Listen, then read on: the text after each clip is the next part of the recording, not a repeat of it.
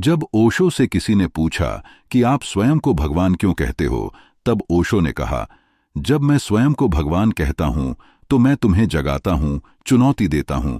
मैं स्वयं को भगवान कहता हूं ताकि तुम भी स्वयं को पहचानने का साहस कर सको।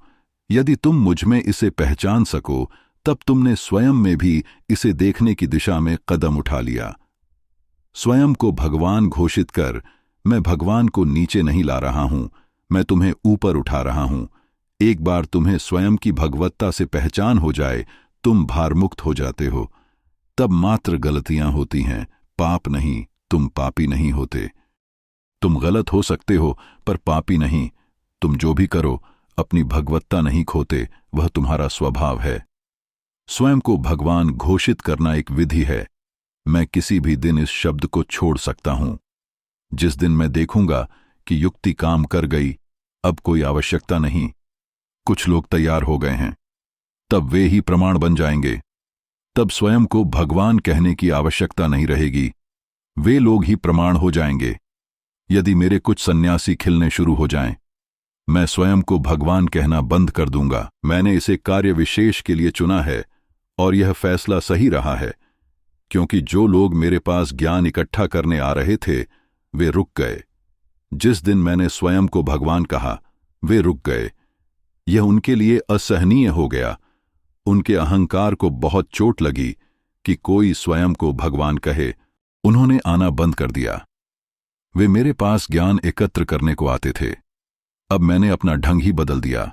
मैं किसी और ही तल पर कार्य करने लगा, एक नए ही आयाम में। तुम्हें ज्ञान नहीं, तुम्हारा अस्तित्व देता हूं। मैं आचार्य था और वे सब छात्र। वे सीख रहे हैं, अब मैं शिक्षक नहीं हूं और तुम छात्र नहीं हो। यह बहुत अच्छा रहा। केवल वो ही रुके जो मेरे साथ मिटने को तैयार थे। बाकी सब भाग गए। इससे मेरे चारों ओर एक स्पेस बना।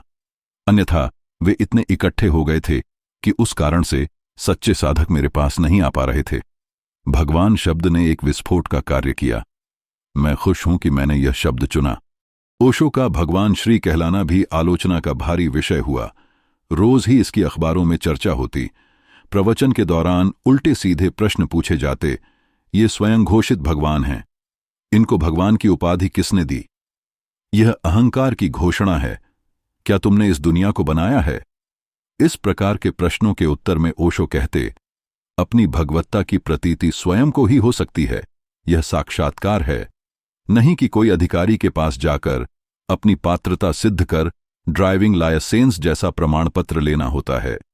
और अगर यह अहंकार है तो बुद्ध का यह कहना कि मैं परम ज्ञान को प्राप्त हो गया हूं, या कृष्ण का अर्जुन से यह कहना कि सब धर्म छोड़कर तू मेरी शरण में आ जा, क्या यह परम अहंकार की घोषणा नहीं है?